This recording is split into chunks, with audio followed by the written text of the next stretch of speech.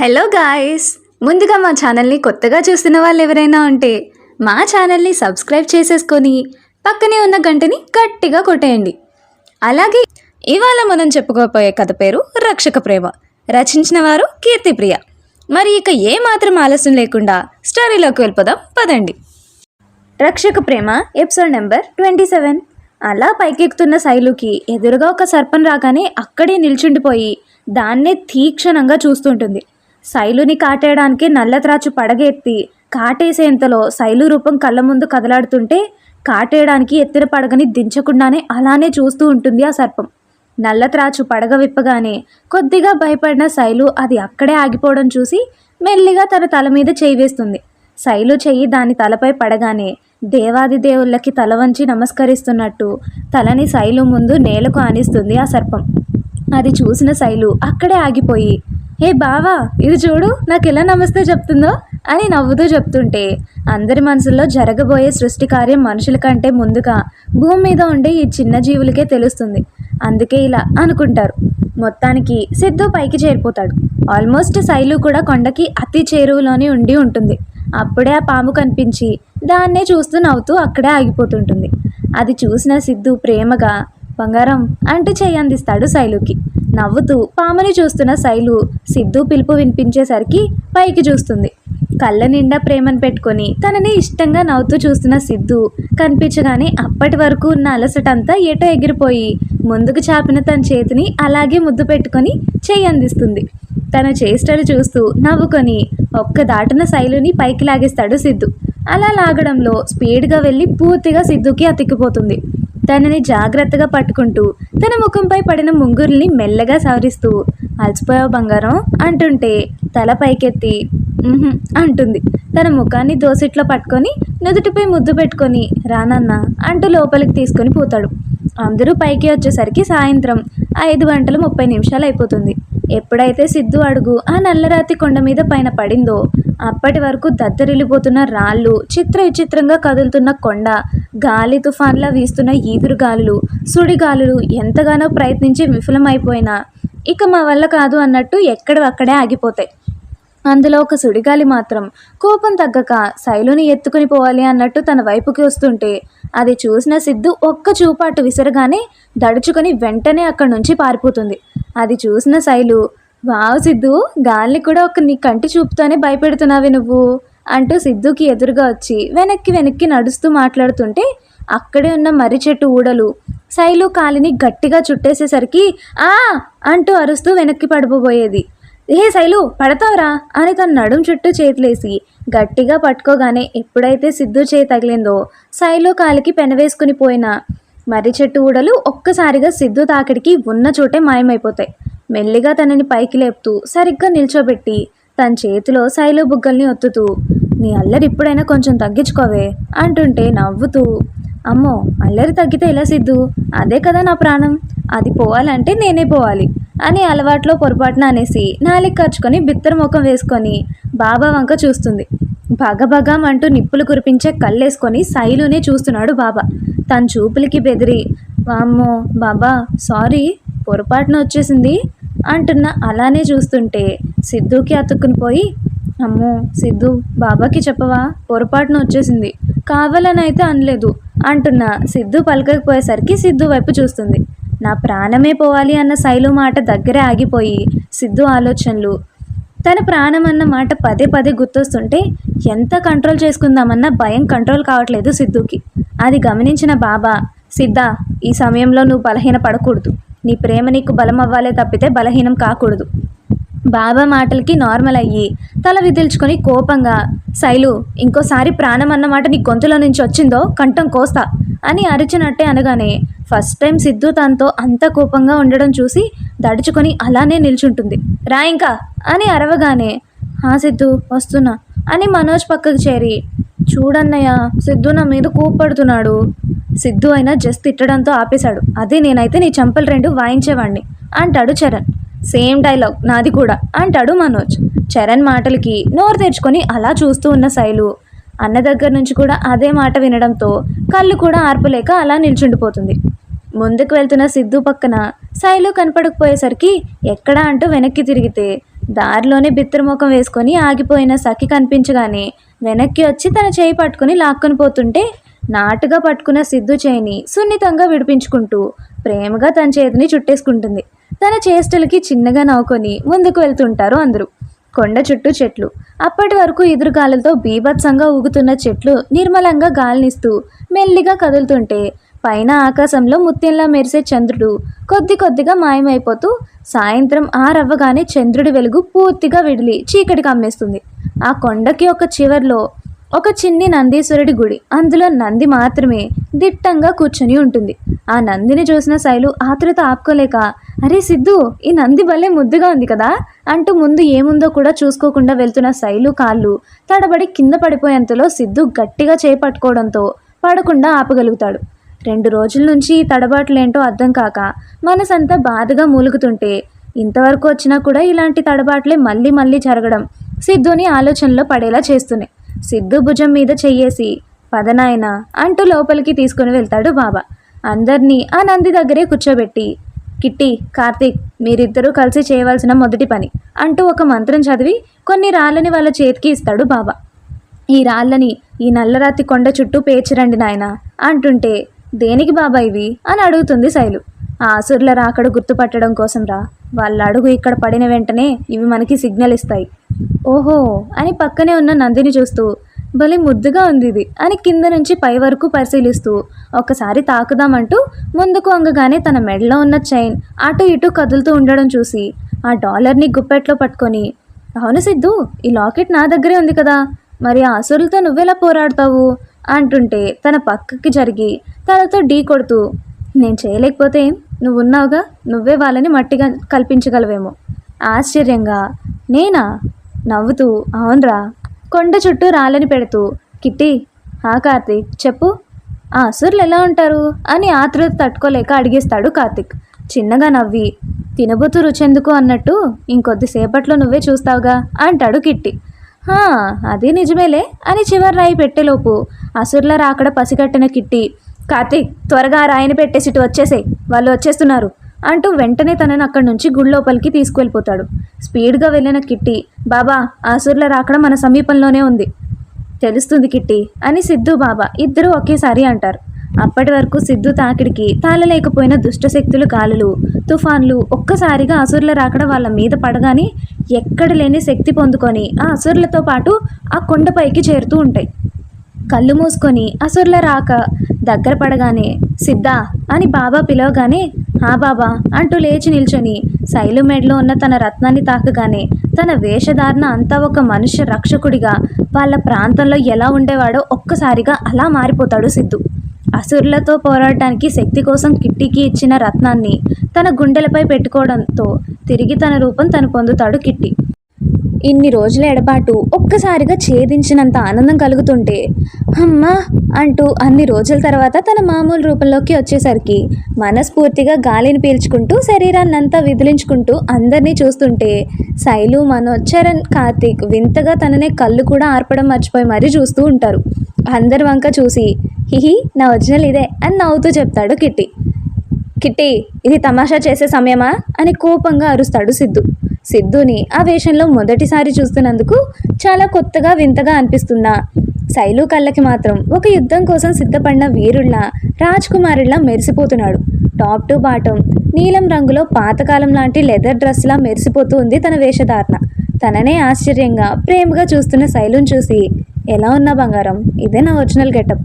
సిద్ధు కళ్ళలోకి చూస్తూ చిన్నగా, అందరూ ఇక్కడే ఉన్నారు సిద్ధు అంటుంటే సఖి అన్న మాటల్లో మర్మమర్థమయ్యి నవ్వుతూ తన బుగ్గ తీసుకొని ముద్దు పెట్టుకుంటూ, జాగ్రత్తరా బావా, చరణ్, మీరు శైలు దగ్గరే ఉండండి. ఆసూర్ల కన్ను ఈ గుడిపై వేయడానికి కూడా భయపడతారు. మీరు మాత్రం ఇక్కడ నుంచి ఒక్క అడుగు కూడా బయట పెట్టకూడదు అని సిద్ధు చెప్తుండగానే పెద్ద పెద్ద వికృతమైన శబ్దాలతో, నవ్వులతో అసురుల అరుపులు బిగ్గరగా వినిపిస్తూ ఆ ప్రాంతానికి వచ్చేస్తారు అసురులు. పెద్ద గొర్రెల గుంపుల్లా వస్తున్న అసురుల సైన్యం అంతా ఆ కొండపై అడుగు పెట్టగానే ముందుగానే బాబా పేర్చి పెట్టించిన రాళ్ల తాకిడికి శక్తిహీనంగా ఉన్న కొంతమంది అసురులు అక్కడికక్కడే వాటి బలం తట్టుకోలేక కుప్పకూలిపోతుంటే ఆ రాళ్ల శక్తిని భరించగలిగే మిగతా వాళ్ళందరూ వాటిని దాటుకుంటూ లోపలికి అడుగు పెడతారు. అందరికీ జాగ్రత్తలు చెప్పి బయటికి అడుగు వేస్తున్నవాడు కాస్త తన అడుగులు ఆపేసి వెనక్కి వచ్చి శైలుని గట్టిగా హత్తుకొని బుగ్గ మీద ముద్దు పెట్టుకుంటూ, ఎట్టి పరిస్థితుల్లోనూ నువ్వు మాత్రం బయటకు రాకురా అంటుంటే నవ్వుతూ, అలాగే సిద్ధు అంటుంది శైలు. ఇక వెళ్ళొస్తాను అని వెళ్తుంటే, సిద్ధా అంటూ రత్నం హెచ్చరించేసరికి, ఓ సారీ నిన్ను మర్చిపోయా అనేసి దాని ముందు అరచేయి చాపగానే అందులోంచి కొంత పవర్ని ఒక రాయిలాగా మార్చేసి సిద్ధు చేతికి అందిస్తుంది ఆ రత్నం.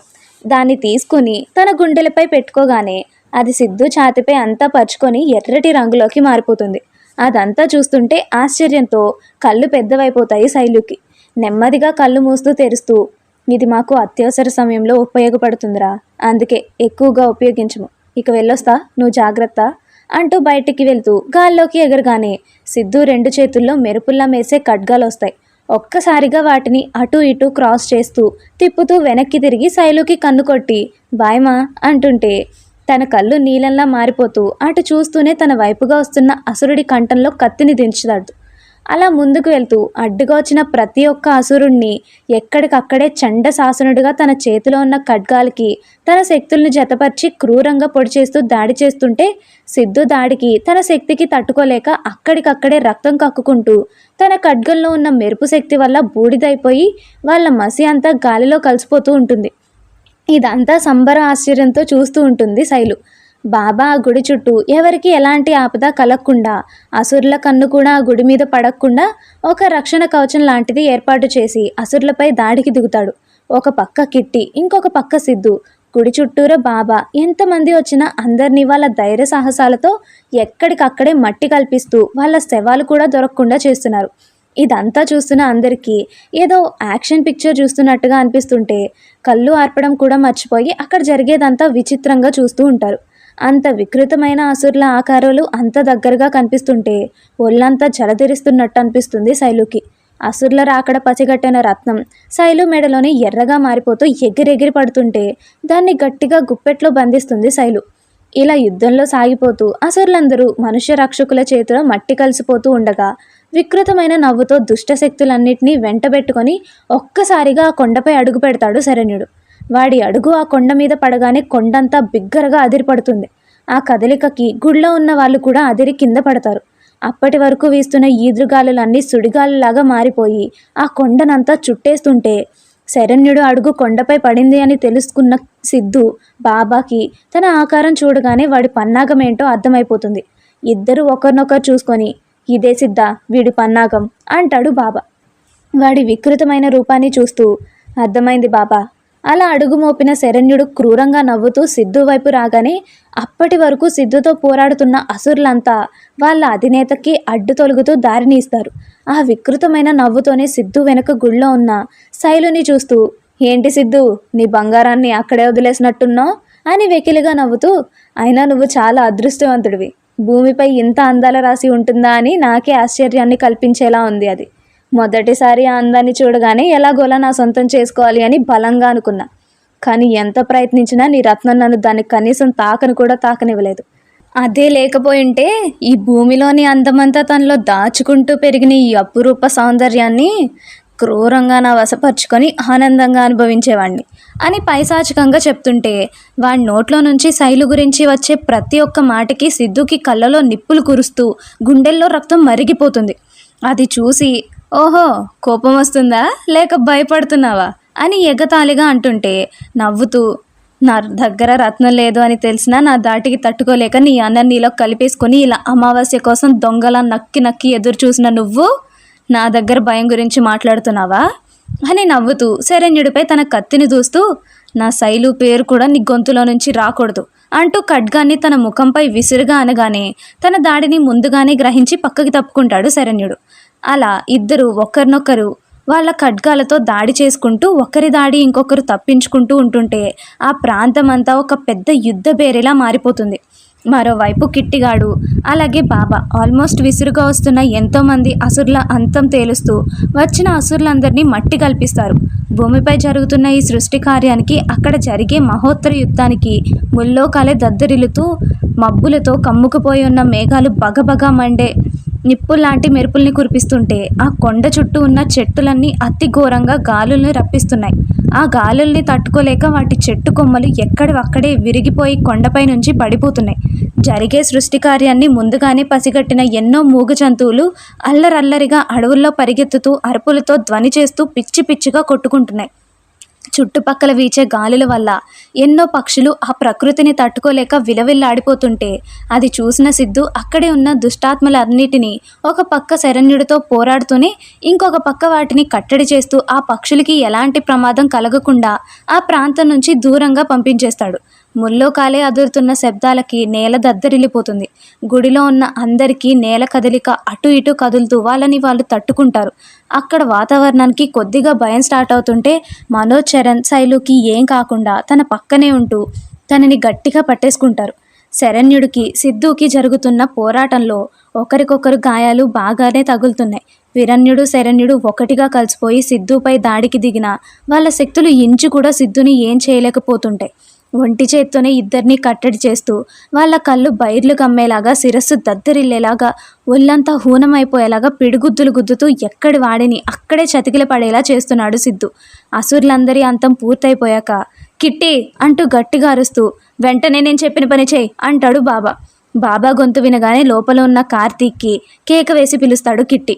కిట్టి కోసమే ఎదురు చూస్తున్న కార్తీక్ తన పిలుపు వినిపించగానే ఆ గుడిలో నుంచి ముందుగానే కిట్టి ఇచ్చిన ఒక బుడ్డి కత్తితో తన అరచేతిని కోసుకొని తన రక్తాన్ని బయటకు విసిరేగానే దానికోసమే ఎదురు చూస్తున్న కిట్టి తన శక్తితో ఒక మనిషి రక్తాన్ని అలా గాల్లో ఎగరేస్తూ పంచభూతాల్లో ఒకటైన నీరుతో తన రక్తాన్ని జతపరిచి ఆ కొండ చుట్టూరా పెద్ద బంధనం ఏర్పరుచుతాడు.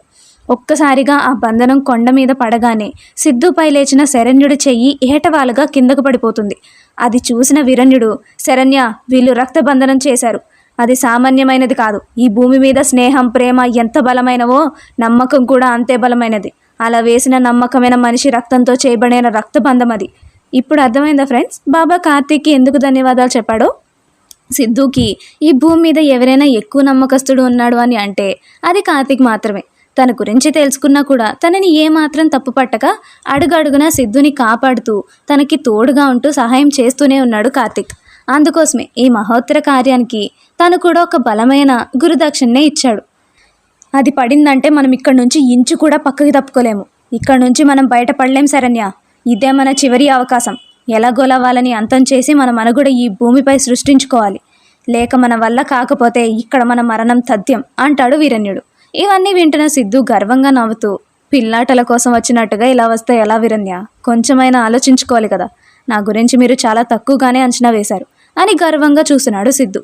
చింత చచ్చినా పులుపు చావలేదన్నట్టు శరణ్యుడు క్రూరంగా నవ్వుతూ మా గురించి కూడా నువ్వు చాలా తక్కువగానే అంచనా వేశావు సిద్ధా అంటూ అన్నా మన పని మొదలుపెట్టు అనగానే శరణ్యుడిలో కలిసిపోయిన విరణ్యుడు ఒక్కసారిగా బయటకు వచ్చి పక్కనే ఊగులాడుతున్న మర్రి చెట్టు ఊడల్ని చుట్టూ తిప్పుకుంటూ పైకి ఎగురుతూ బూడిదగా మారిపోయి అసురుల భస్మాల్లోంచి వాళ్ళ ఆత్మశక్తులన్నింటినీ లాక్కుంటూ శరణ్యుడిలో కలిపేస్తున్నాడు. పడి ఉన్న అసురుల ఆత్మలతో పాటు గాలిలో కలిసిపోయిన మిగతా అసురుల ఆత్మశక్తులు అన్నీ ఒక్కటొక్కడిగా తిరిగి వచ్చి శరణ్యుడి శరీరంలో కలిసిపోతుంటే వాళ్ళ శక్తులన్నింటినీ పొందుతూ అలా గాల్లో పైకి ఎగురుతూ క్రూరంగా నవ్వుతున్నాడు శరణ్యుడు. అది చూస్తున్న సిద్ధు వాళ్ళు ఇంకొక పన్నాగానికి మొదట ఆశ్చర్యపోయినా పర్వాలేదు శరణ్య, నీకు కూడా మంచి తెలివితేటలే ఉన్నాయి అంటుంటే వంకరిగా సిద్ధుని చూస్తూ గాలిని అంతా ఒక్క చేత్తో పట్టుకొని సిద్ధు వైపు తుఫాన్లా వదలగానే గట్టిగా ఉన్న సిద్ధు ఆ గాలి తాకిడికి కొంచెం వెనక్కి కదులుతాడు.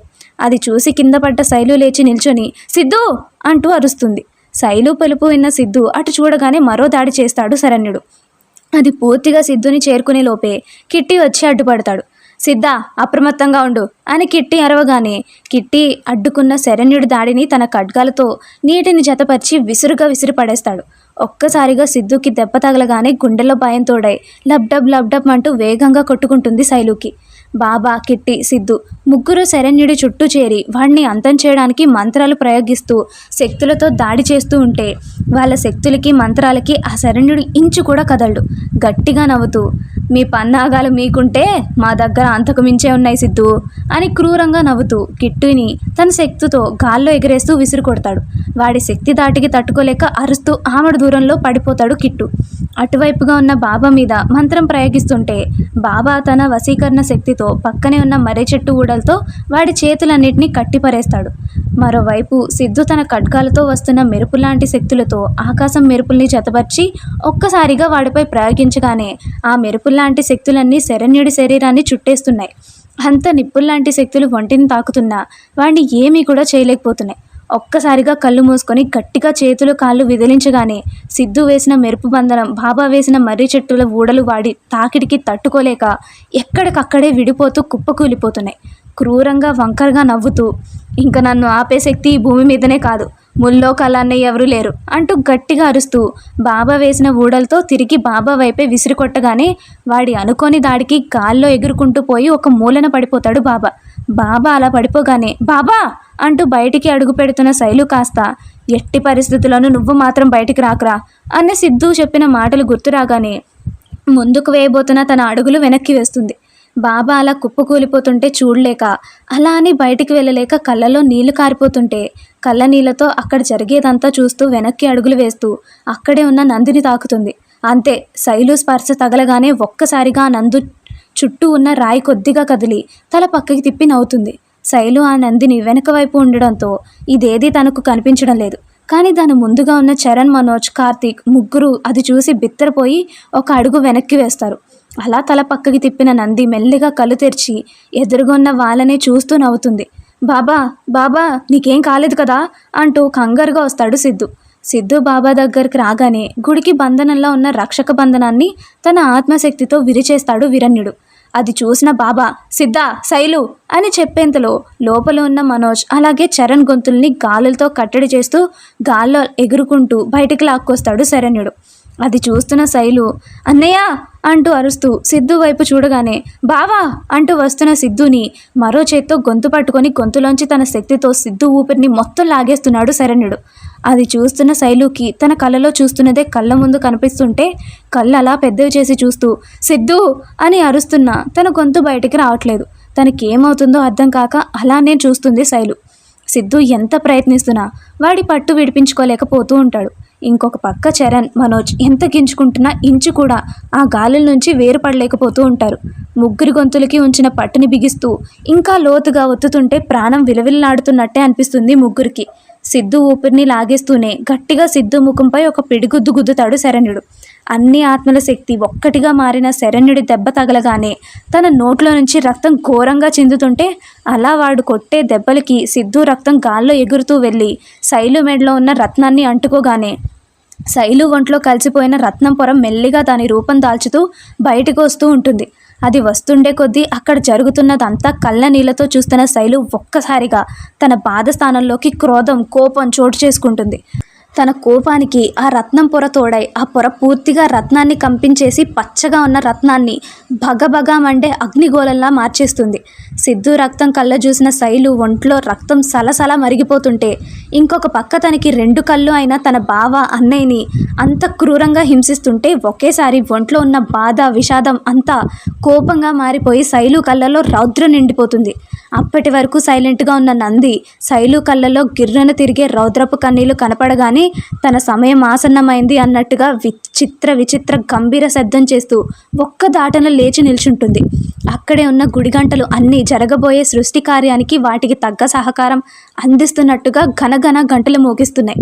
చుట్టుపక్కల ఉన్న చెట్లన్నీ వాటి కొమ్మలను టపటపా ఊపుతూ జరిగే మహోత్తర కార్యానికి మత్తుగా వీచే గాలిని జతపరుచుతున్నాయి. నందిని చూసిన శైలు తను ఏం చేస్తుందో, ఎలా చేస్తుందో తెలియదు కానీ చేస్తుంది. ఆ నందిని చూసి ఉన్న చోటనే వెనక్కి ఎగిరి ఒక్క ఉదుటన ఆ నందిపైకి నిల్చుంటుంది. అలా నిల్చుని అప్పటి వరకు మూగబోయిన గొంతుని తన కోపంతో జతపరుచు గట్టిగా ఆకాశం వైపు చూస్తూ అరవగానే తన అరుపు కోసమే ఎప్పటి నుంచో ఎదురు చూస్తున్న వాటిలా ఆకాశం మెరుపులన్నీ కలిసి మేఘాలపై ఉన్న ఎన్నో తలతలమంటూ మెరిసే నక్షత్రాలని ఒక నక్షత్రపు ఆకారంలో ఏర్పరచుతాయి. అలా గాల్లో ఎగురుతున్న ఆ నక్షత్రపు ఆకారాన్ని తన రెండు చేతులతో చుట్టూ తిప్పుతూ ఆ శక్తినంతా నంది మీదకు విసరగానే ఆ నంది ఒక్కసారిగా కళ్ళు మూసి తెరుస్తుంది. అలా తెరిచిన నంది కళ్ళు ఎర్రగా మండిపోతూ క్రూరంగా అరుస్తూ రౌద్రపు కళ్ళతో శరణ్యుడినే చూస్తూ వాడి వైపు పరుగు తీస్తుంది.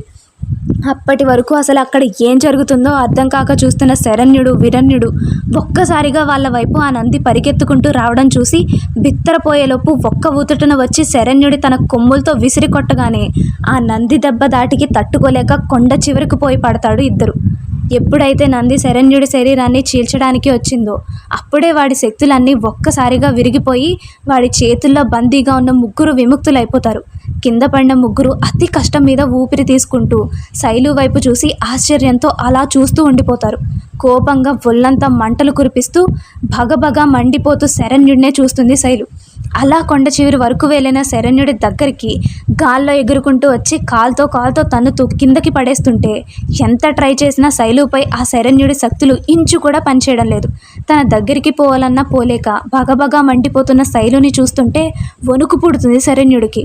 అన్నా అని పిలవగానే వీరణ్యుడు వెళ్ళి శరణ్యుడిలో కలిసిపోయి వికృతంగా అరుస్తూ మళ్ళీ కొండపై చేరి శైలుపై శక్తులు ఉపయోగించడం మొదలుపెట్టగానే నందిపై వేసిన నక్షత్రపు చక్రం ఒక్కసారిగా శైలు చెయ్యి అటువైపు చాపగానే అది చూసిన నంది ఉరుక్కుంటూ వచ్చి సడన్గా సైడ్కి తిరగగానే తన మీద ఉన్న ఆ చక్రం ఒక్కసారిగా శైలు చేతిలోకి చేరుతుంది. ఆ చక్రాన్ని బలంగా పైకెత్తి గిర్రన తిప్పుతూ ఒక్కసారిగా శరణ్యుడి శరీరంలోకి గట్టిగా గుచ్చగానే దాని దాటికి బిగుసుకుపోయి చేతులు కూడా కదిలించలేకపోతూ ఉంటాడు. అక్కడ జరిగే అంత ఆశ్చర్యపు కళతో చూస్తున్న సిద్ధు చిన్నగా బాబా దగ్గరికి చేరి, బాబా ఇదేనా అంటుంటే మెరిసే కళ్ళతో శైలు రూపాన్ని చూస్తూ అవును సిద్ధ అంటాడు. కట్టడి చేసిన శైలు చక్రంలోంచి ఎంతగా బయటికి రావాలని తనకాలన్నా వాడి తరం కావట్లేదు శరణ్యుడికి. ఎంతసేపైనా గింజుకుంటున్నాడే తప్ప అంతమవడం లేదు అని చూస్తున్న శైలుకి అంతకంత క్రోధం పెరిగిపోతూ సిద్ధు రక్తం కళ్ళ చూసిన వాడిని అంతకు మించి చిత్రహింసలు పెట్టి చంపుతా అని మనసు రెచ్చగొడుతుంటే కోపంగా తన మెడలో ఉన్న రత్నాన్ని తాకగానే గుండ్రంగా తిరిగే భూమంతా ఒక్కసారిగా కంపించేస్తున్నట్టు ఆగిపోతుంది.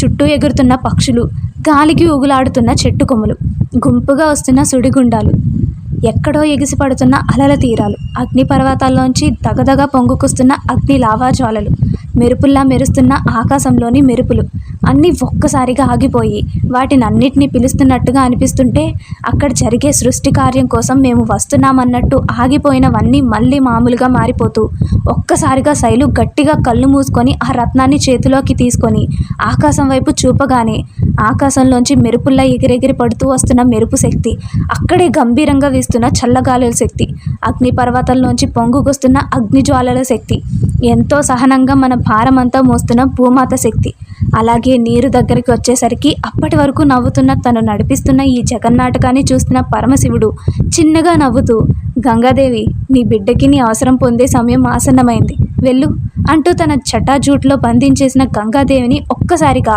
ఆ జటాజూటిని విప్పగానే ఆ జూటిలో నుంచి చెంగున జలజలమంటూ పారుతూ దూకుతుంది గంగాదేవి. అలా దూకిన గంగ గాలితో ముడిపడుతూ ఎగురుకుంటూ వచ్చి శైలు చేతుల్లోకి చేరుతుంది. అలా వచ్చిన పంచభూతాలని ఒక్కటిగా చేసి వాటిని పైకి గాల్లో ఎగిరేస్తూ ఒక వేలితో గాలిలో చుట్టూ తిప్పుతుంటే నీలకంఠుడి రౌద్ర రూపంలానే మెరుస్తూ జుట్టంతా గాల్లో ఎగురుతూ కనిపిస్తున్న శైలుని చూస్తుంటే అక్కడ ఉండే ఎవరికీ నోట మాట రావట్లేదు. ఎప్పుడైతే పంచభూతాలను ఒకటిగా కలిపి ఆకాశం వైపు చూపుతూ చుట్టూ తిప్పుతుందో అక్కడ అసురుల ప్రాంతమంతా అగ్ని లావాదేవులకి మాడి మసైపోవడం మొదలవుతుంది. వాళ్ళ ప్రాంతమంతా నాశనం అవుతుందని తెలుసుకున్న వీరణ్యుడు శైలు చూపుల దాడికి తట్టుకోలేక తప్పించుకోవాలన్న తన చక్రపు బంధనంలోంచి బయటికి రాలేక గింజుకుంటుంటే పైన ఒక్క వేలితో పంచభూతాలని గిర్రనా తిప్పుతూనే ఒక్కసారిగా శరణ్యుడి ముఖం దగ్గరికి వచ్చి వాడి కళ్ళలోకి నిప్పులు కక్కే కళ్ళతో చూస్తూ క్రోధమైన గొంతుతో, నా సిద్ధు రక్తం కళ్ళ చూస్తావా అంటూ బగబగా మండిపోతున్న తన చేతితో వాడి చెంపలు పగలగొట్టగానే శైలు దెబ్బకి కొట్టిన చోట ఎముకలు ముక్కలు ముక్కలుగా విరిగిపోతూ బయటికి దొర్లుతూ ఉంటాయి శరణ్యుడికి. వాడికి ఇంకొక వైపు చూస్తూ, ఇది నా కుటుంబం, నీలాంటి దుష్టులు క్రూరపు రాక్షసులు ఎప్పటికీ మమ్మల్ని ఏమీ కూడా చేసుకోలేరు అంటూ వాడి నుదుటి మీద తన చేతి పిడిగుడ్డులతో బలంగా గుద్దగానే లోపల ఉన్న నరాలన్నీ చిట్లిపోయి బుర్ర అంతా బద్దలైపోతుంది. బింక చచ్చిపోయిన నోట్లో నుంచి రక్తం కారుతుంటే శైలు కళ్ళల్లో అప్పటికి ఇంకా కోపం తగ్గక బలంగా గాల్లోకి ఎగిరి గుండ్రంగా తిప్పుతూ ఆ పంచభూతాలని ఒక్క ఉదుటన వాడి మీద పడేగానే ఆ అంటూ అరుస్తూ అందులోని గాలి వాళ్ళిద్దరిని ఊపిరిని పూర్తిగా పీల్చేస్తుంటే అందులోని నీరు వాళ్ళ గొంతులో చిన్న తడిపొట్టు కూడా లేకుండా ఎండబెట్టేస్తుంటే అందులోని ఆకాశం వాడి నరనరాల్లో ఉండే రక్తాన్ని మెరుపులతో మసి చేస్తుంటే అందులోని నిప్పు మెరుపులతో రగులుతున్న వాడి రక్తాన్ని అగ్నితోడే సలసలా మరిగించేస్తూ వాడి శరీరాన్ని నిలువెల్లా కాల్చేస్తుంటే అందులోని భూమాత వాడి ఇన్ని రోజులుగా చేసుకున్న పాపాలన్నిటికీ కారణమైన వాడి శరీరాన్ని రంపంతో పరపరా కోసేస్తుంటే ఒక్కసారిగా మీద పడిన ఆ పంచభూతాల శక్తికి తట్టుకోలేక గింజుకుంటూ తనకాలాడుతూ గిలగిలా కొట్టుకుంటూ ఒక్కొక్కటిగా నాశనమైపోతున్న వాడి అవయవాలను చూసుకుంటూ క్రూరంగా అరుస్తూ అక్కడికక్కడే బూడిద అయిపోతారు ఇద్దరు. ఇక్కడ ఎప్పుడైతే వీళ్ళు గాల్లో కలిసిపోయారో అక్కడ వీళ్ళ ప్రాంతం అంతా భూకంపం వచ్చిన మాదిరి మట్టి కొట్టుకొని పోతుంది. అంతా పూర్తయిపోయిన తర్వాత అప్పటి వరకు జరుగుతున్న మహాకార్యానికి లోకమంతా దత్తరిల్లిపోతూ చిత్ర విచిత్రంగా మారిపోయిన ప్రకృతి అంతా ఒక్కసారిగా ఆ భూమి భారం తగ్గిపోయిందన్న విషయం తెలుస్తుంటే వేటిని అవి శాంతపరుచుకుంటూ చల్లబడిపోతాయి. ఒక్కసారిగా తనలో ఉన్న శక్తినంతా అలా ఉపయోగించేసరికి లేతగా ఉన్న తన శరీరం ఆ శక్తి దాటికి సహకరించక ఇలాంటి వాటికి ఎప్పుడూ అలవాటు లేక తన సామర్థ్యానికి మించిన బలం బరువు ఒక్కసారిగా మీద పడగానే ఒళ్ళంతా మండిపోతున్నట్టు అనిపిస్తుంటే ఒంట్లో ఉన్న శక్తినంతా ఎవరో పీల్చేస్తున్నట్టే ఉంది శైలుకి. నెమ్మదిగా కళ్ళు మూస్తూ తెరుస్తూ అలా కిందకి వెళ్ళిపోతున్న శైలుని అక్కడే ఉన్న నంది తనపై పడవేసుకుంటుంది. నందిపై పడగానే అప్పటి వరకు ఎర్రగా మండిపోతున్న తన శరీరం అంతా నార్మల్గా అయిపోయి శక్తి లేక కిందకి వాలిపోతూ ఉంటే ఇదంతా చూస్తున్న సిద్ధు ఒక్క ఉదుటన నంది దగ్గరికి చేరుకొని తనని మెల్లగా కిందికి తీసుకుంటాడు. చిన్నగా తన ఒళ్ళో పడుకోబెట్టుకొని సంతోషంగా శైలు శైలు అని తట్టి పిలుస్తుంటే గుండెల్లో ఊపిరి పూర్తిగా పోతున్నట్టుగా అనిపిస్తుంది శైలుకి. ఆ భారంతోనే కళ్ళు కూడా తెరవలేకపోతూ ఉంటుంది. అక్కడ అలుముకున్న ప్రశాంత వాతావరణంకి అందరూ శాంతించి శైలు చుట్టూ చేరిపోతారు. గుండెల్లో భారంగా అనిపిస్తుంటే మత్తుగా కళ్ళు మూస్తూ తెరుస్తూ ఉన్న శైలు కంటికి సిద్ధు రక్తం కనపడగానే శక్తి లేకపోయినా అతి కష్టం మీద చెయ్యి పైకి లేపుతూ సిద్ధు రక్తం వస్తుంది అంటూ తడదామన్నా తన వల్ల కావడం లేదు. శక్తి చాలక పైకి లేపిన తన చెయ్యి కిందకి వాలిపోతూ ఉంటే సిద్ధుకి తన పరిస్థితి చూస్తుంటే తనకేమవుతుందో అర్థం కాక భయం పెరిగిపోతూ శైలు శైలు అని కంగారుగా పిలుస్తున్న సిద్ధు గొంతులోని భయం శైలు చెవిని చేరుతున్న ఒంట్లోని శక్తి అంతా గాల్లో కలిసిపోతున్నట్టు అనిపిస్తుంటే కళ్ళు మెల్లిగా మూసేస్తుంది శైలు. తను కళ్ళు మూస్తున్నది చూసిన సిద్ధు భయం పెరిగిపోయి శైలు లేరా రే ఏమైందిరా నీకు అని అరుస్తున్నా పలకడం లేదు శైలు. మనోజ్కి చరణ్కి తనకేమైందో అర్థం కాక గుండె పగిలిపోతుంది. ఇద్దరిలో ఒక్కసారిగా కంగారు భయం కమ్మేసుకుంటుంటే శైలు శైలు అని ఇద్దరు ఎంత తట్టి పిలిచినా పలకడం లేదు. భారంగా తీసుకుంటున్న తన శ్వాస అంతకంతా తగ్గిపోతుంటే శైలు అని సిద్ధు గట్టిగా అరవగానే పోయిన ప్రాణం తిరిగి వచ్చినట్టయి కొద్దిగా కళ్ళు తెరుస్తుంది శైలు. కళ్ళకెదురుగా భయపడుతూ కనిపిస్తున్న సిద్ధుని చూస్తూ మత్తుగానే సిద్ధు గుండెల్లో నొప్పి పుడుతుంది, ఎంత భరిద్దామన్నా తగ్గడం లేదు. కళ్ళలో నీళ్లు కారిపోతుంటే అతి కష్టం మీద ఊపిరి పీల్చుకుంటూ గొంతులో ఉన్న తడి అంతా ఆరిపోతుంటే భయం వేస్తుంది సిద్ధు అంటూ కష్టంగా చెయ్యి పైకి లేపి సిద్ధు చొక్కాని పట్టుకుంటూ కళ్ళు మూస్తూ తెరుస్తూ నీకు ఇచ్చిన మాట తీర్చలేనేమో అనిపిస్తుంది అని ఏడుస్తూ చెప్తుంటే సిద్ధు గుండె తన మాటలకి 100 వేగంతో కొట్టుకుంటుంది. ఏం చేయాలో అర్థం కావడం లేదు.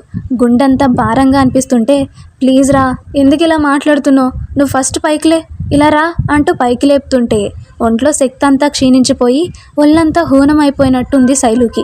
అలా పైకి లేపుతుంటే నొప్పి భరించలేక ఆహా అని అరవగానే కంగారుగా ఏమైందిరా, ఒళ్ళంతా నొప్పులుగా ఉన్నాయి సిద్ధు, భరించలేకున్నా, ఎవరో గుండెల్లో గుణపం పెట్టి గుచ్చుతున్నట్టే అనిపిస్తుంది అంటూ పక్కనే ఉన్న బాబాని చూస్తూ ఊపిరిని పీల్చుతూ వదులుతూ చిన్నగా నవ్వి మత్తుగా బాబా ఇలా జరుగుతుందని మీకు ముందే తెలుసు కదా, అందుకే నన్ను ప్రాణం పోయే మాటలు మాట్లాడుకురా అన్నారు. కానీ ఇది విధిరాత బాబా, నాకు ఇది చేస్తున్నప్పుడే అంతా అర్థమైపోయింది, విధిని ఎవరు మార్చలేము అంటుంటే సిద్ధుకి ఏం అర్థం కావట్లేదు.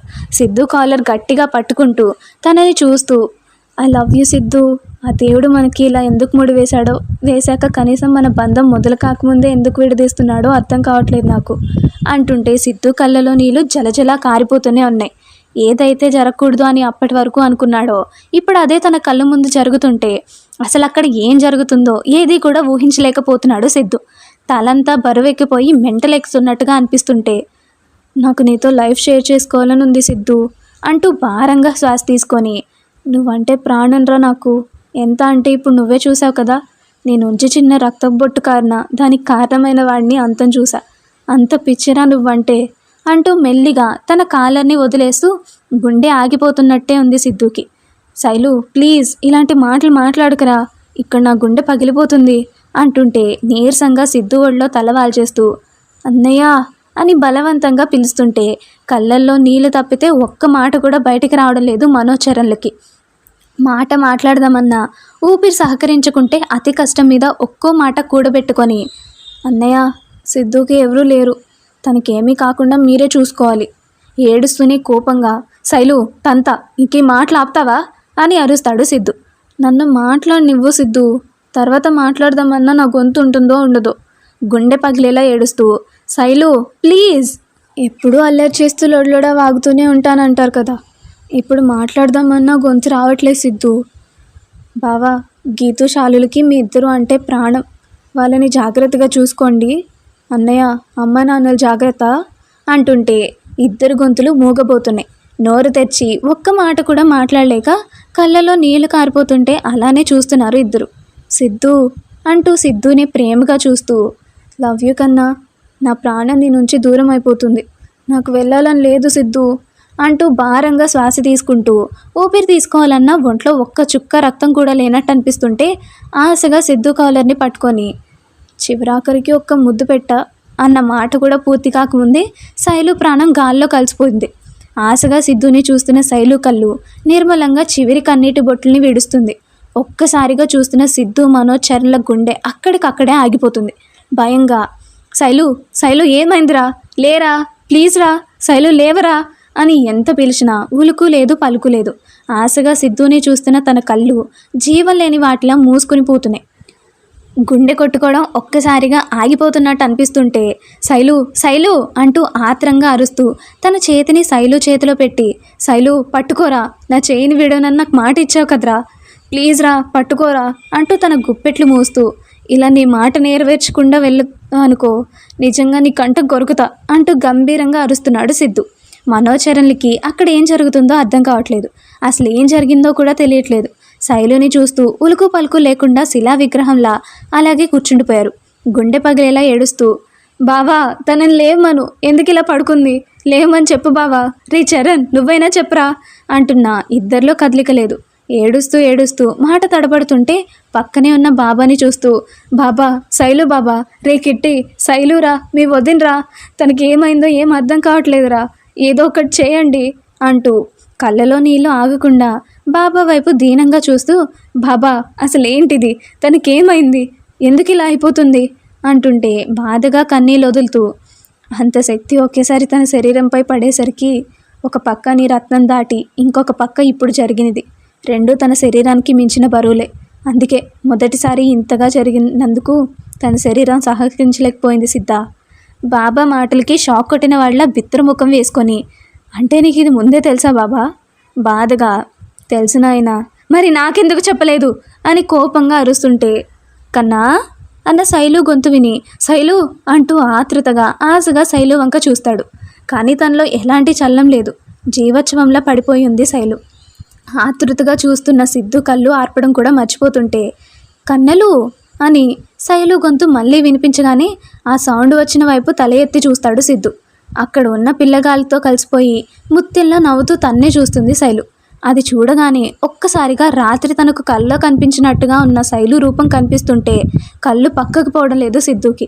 నవ్వుతూ బాధగా, లవ్ యూ కన్నెలు, నిన్ను వదిలి వెళ్ళాల్సి వస్తుంది అని నేను ఎప్పుడూ అనుకోలేదు, వెళ్ళలేకపోతున్నారా, మనసంతా బాధగా మూలుగుతుంటే, నా వల్ల కావట్లేదు, నాకు నువ్వు కావాలి సిద్ధు, కానీ నా జీవితం ఇక్కడితో సమాప్తం అంటూ మెల్లిమెల్లిగా శైలు రూపం మాయమైపోతుంటే కళ్ళలా పెద్దవి చేసుకొని చూస్తూ, శైలు శైలు ఆగరా, వెళ్ళకే, చంపేస్తా వెళ్ళవంటే అంటున్నా వినకుండా అలాగే మాయమైపోతుంటే, శైలు ప్లీజ్ రా, నన్ను వదిలి వెళ్ళకు, నువ్వు లేకపోతే నేను ఒక్క క్షణం కూడా ఉండలేను, ప్లీజ్ రా వెళ్ళకే అంటూ గాలిలో ఎగురుతున్న శైలు రూపాన్ని తాకాలని చూసేసరికి కొద్ది కొద్దిగా మాయమైపోతున్న శైలు రూపం పూర్తిగా గాల్లో కలిసిపోతుంది.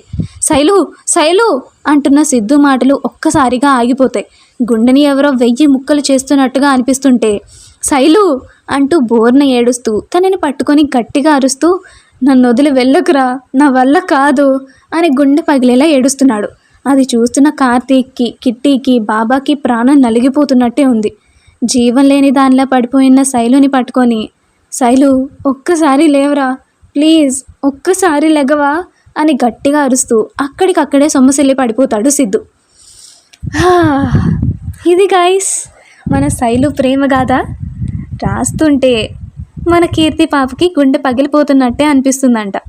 చదువుతున్న సౌజన్య పరిస్థితి కూడా అదేనండి. మరి ఎంత కథా రూపమైనా కూడా ఒక మనిషి జీవితం కదా, మనం ప్రాణం కంటే ఎక్కువగా ప్రేమించిన వాళ్ళతో కలిసి ఉండలేమో అని తెలిస్తే ఆ బాధ ఎన్ని మాటలతోనో చేతులతోనో పోల్చలేంది. ప్రాణం కంటే ఎక్కువగా ప్రేమించిన సిద్ధుకి దూరం అయిపోతున్నా అంటూ తన ఆత్మ క్షోభిస్తుంది. ప్రాణంలా ప్రేమించిన తన ప్రాణాన్ని దూరం చేసుకోకూడదు అనుకుంటూనే దూరం చేసుకున్నాడు సిద్ధు.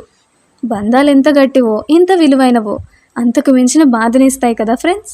ఈ చివరి భాగం రాస్తుంటే నోట్లో మాట రావట్లేదు, చెయ్యి ముందుకు కదలట్లేదు, కళ్ళలో నీళ్ళు మాత్రం వస్తూనే ఉన్నాయి. చదువుతున్న నా పరిస్థితి కూడా అంతే. అదేంటో మనకి తెలిసే అన్ని పనులు చేస్తున్నా ఇలా ఎవరైనా ప్రాణాల మీదకి వస్తే అప్పుడు వాళ్ళ మాట్లాడే మాటలు చేస్తున్న చేష్టలు గుండెల్లో భారాన్ని పెంచేస్తాయి కదా. ఎప్పుడూ అల్లరి చిల్లరగా ఆటలాడుతూ సంతోషంగా ఎగురుతూ అల్లరి చేస్తూ ఇంట్లో అందరినీ ముప్పు తిప్పలు పెడుతున్న మన శైలు పాపని ఇలా చేస్తుంటే మా మనసులు తట్టుకోలేకపోతున్నాయి. కానీ విధిరాత అంటారుగా, ముందుగానే రాసి పెట్టేసి ఉంటుంది, దాని నుంచి ఎవరం తప్పించుకోలేము, అది ఎంతటి వారైనా సరే. ఇక్కడితో మన ప్రేమ జంట రక్షక ప్రేమ సమాప్తం కాలేదు, ఇంకా ఉంది. దీని నెక్స్ట్ సీజన్ కోసం వెయిట్ చేస్తూ ఉండండి. శైలు చనిపోయిన తర్వాత అసలు ఏం జరిగింది, ఎలా జరిగింది అనేది సీజన్ 2లో మీకు అన్ని వివరంగా తెలుస్తాయి. అప్పటి వరకు ఎదురు చూస్తూ ఉండండి. త్వరలోనే మన రక్షక ప్రేమ సీజన్ 2 శ్రావణ లక్ష్యంతో అతి త్వరలోనే మీ ముందుకు వచ్చేస్తాం. ఇప్పటి వరకు మా కథని ఆదరిస్తూ మమ్మల్ని ఎంతగానో ప్రోత్సహిస్తూ మాలో అనువనువున ఉత్సాహాన్ని నింపుతున్న మీ అందరికీ మనస్ఫూర్తిగా కృతజ్ఞతలు చెప్పుకుంటున్నాం. అలాగే రాబోయే మా కథలన్నింటినీ కూడా సపోర్ట్ చేస్తారని సంతోషంగా కోరుకుంటున్నాం. ఇట్లు మీ సౌజకీర్తి. అరేరే ఆగండి, మర్చిపోయానే చెప్పడం. మన శైలు పాప చనిపోయింది అనేసి సీజన్ 2 చూడకుండా మాత్రం ఉండకండి. ఇప్పటికే నా కథకి బాగా ఇన్వాల్వ్ అయి ఉంటే మీకు చాలానే పాయింట్స్ దొరికి ఉండాలి. అవి ఏంటో గుర్తుపెట్టుకొని సీజన్ 2 చూడండి. మరిన్ని ఇంట్రెస్టింగ్ వీడియోస్ కోసం మా వీడియోస్ని లైక్ చేసి డైలీ నోటిఫికేషన్స్ కోసం సబ్స్క్రైబ్ చేసుకొని పక్కనే ఉన్న గంట సింబల్ని ఆన్లో పెట్టుకోండి.